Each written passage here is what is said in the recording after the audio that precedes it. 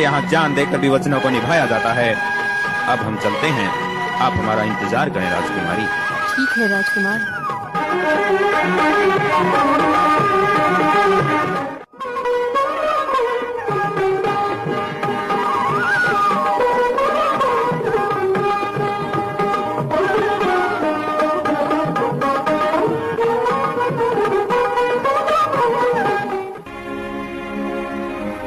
महाराज, हम आपसे कुछ बात करना चाहते हैं।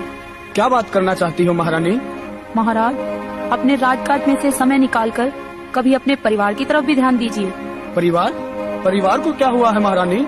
हम तो अपनी जिम्मेदारियां अच्छी तरह निभा रहे हैं। महाराज, हमारी बेटी सीरियल अब जवान हो गई है। आप कोई अच्छा सा राजकुमार देखकर उसकी शादी कर दीजिए महाराज। महारानी, ये बात आपसे पहले ही मेरे जहन में थी, इसलिए हमने पंडित जी को बुलवाया है।